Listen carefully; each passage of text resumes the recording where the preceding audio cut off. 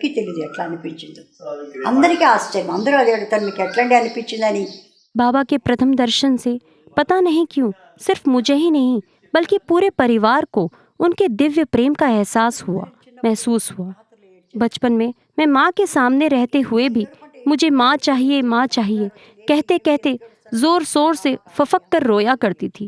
माँ कहती थी, अजीब लड़की है, माँ के सामने खड़ी होकर माँ चाहिए कह रही है, कहीं पागल तो नहीं हो गई, इसका दिमाग खराब हो गया है क्या, डॉक्टर के पास ले जाना होगा। परंतु जब पहली बार स्वामी का दर्शन हुआ तब मुझे लगा यही मेरी माँ है, और तब से रोना बंद हो गया, क्योंकि उस घड़ी से मेरे अंदर एक अलौकिक प्रेम का एहसास होने लगा जिसे मैं बयां नहीं कर पा रही हूँ। तब से ये दृढ़ विश्वास जम गया, मेरी प्यारी सच्ची और जन्म जन्मांतर की माँ यही है, अन्यत्र नहीं। ये सब अनुभूतियों का कारण उनकी अपूर्व लीला है, दिव्य संकल्प है, अपार अनुग्रह है, पूर्व नियोजित योजना है। ये सारी योजनाएं पहले से ही उन्होंने तय कर रखी हैं, केवल हमें ही नहीं पता, हमारे वश में कुछ भी नहीं है। शुरू में हम लोग उनका अचकन पकड़कर खींचते हुए कहते थे, हमें ये दो वो दो। स्वामी कहते थे, पहले भजन गाओ तब मिलेगा। हम कहते थे, नहीं स्वामी, सुबह से भजन गाते गाते थक गए हैं, बहुत तेज भूख लग रही है, एक बूंद पानी तक नहीं पिया, खाने को मिठाई दो वरना भजन गाएंगे, अन्यथा नहीं।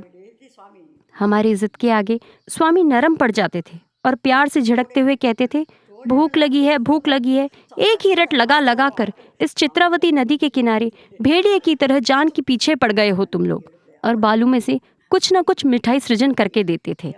हम लोग खाकर बोलते थे, स्वामी बहुत मीठा है, पूरा मुंह मीठा हो गया, अतः कुछ नमकीन दीजिए।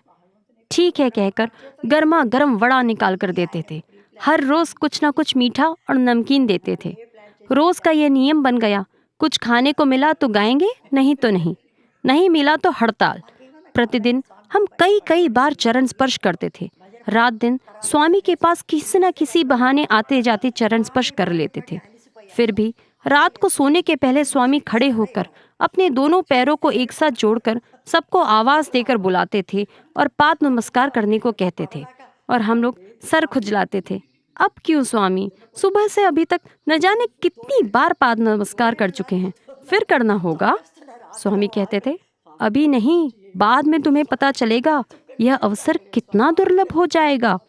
ठीक है स्वामी, और फिर मजबूरी में चरण स्पर्श कर सोने को जाते थे। एक दिन स्वामी चित्रावती नदी के किनारे बालू पर कुछ आड़ी तिरछी रेखाएं खींच रहे थे। हम लोगों को बुलाकर कहा, जानते हो इन रेखाओं का मतलब क्या है? हम लोग कहते थे, नहीं पता स्वामी, आप बताएंगे तो पता चलेगा ना। स्वामी कहते थे, यहाँ प्रशांति निलयम एक विशाल मंदिर बनने वाला है। यहाँ ईस्ट प्रशांति, ये वेस्ट प्रशांति और यहाँ साउथ प्रशांति निकट भविष्य में यहाँ अनेक विदेशी आने वाले हैं। और हम लोग मुंह ढाँप कर बगल झाँकते हुए हंसते थे। ये कैसे संभव है? ये उस समय की बात है जब हम लोग स्वामी के साथ पुराने मंदिर में रहते थे। खुद हम लोग कई दिक्कतों का सामना कर रहे थे, भीषण गर्मी, खान पान, रहन सहन, आराम की कोई सुख सुविधा नहीं। ऐसे में विदेशी कैसे गुजारा करेंगे? बड़ी मुश्किल वाली बात कर रहे हैं, या शायद मजाक कर रहे हो स्वामी? और फिर हंसी आ जाती थी। तब स्वामी गंभीर स्वर में कहने लगे, अभी भले ही तुम्हें हंसी मजाक लग रहा होगा, लेकिन वो दिन अब दूर नहीं जब हजारों देशी विदेशी भक्तजन यहाँ आने वाले हैं और ये विशाल तीर्थ क्षेत्र होने जा रहा है। आज तुम्हें मेरे इतने निकट सानिध्य में रहना, आसानी से बातें करना इत्यादि सुलभ हो रहा है, परंतु याद रखो, अब वो दिन आने वाला है जब वार्तालाप और चरण स्पर्श तो बहुत दूर की बात होगी, महीनों तक चेहरा और केश भी नहीं देख पाओगे, पैरों के अंगूठों का नाखून भी दिखाई नहीं पड़ेगा। बाद में ये सारी असंभव बातें सुनकर अपने कमरे में हम खूब हंसते थे। क्या स्वामी की कही ये भविष्यवाणी कभी सत्य होगी? मन में सदा ये प्रश्न उठा करते थे।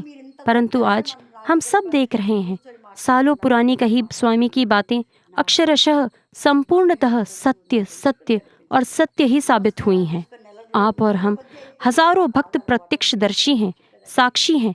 इतना ही नहीं, उस दिन से आज तक स्वामी की कही हुई हर बातों में सिर्फ और सिर्फ सच्चाई का ही अनुभव हो रहा है। और ये मात्र तात्कालिक नहीं, शाश्वत सत्य है। ఈనాడు వాస్తవము సత్యము సత్యము సత్యమని నిరూపిస్తున్నారు, చూపిస్తున్నారు. అట్లా ఆయన చెప్పిన ప్రతి పలుకు సత్యమే కానీ టైం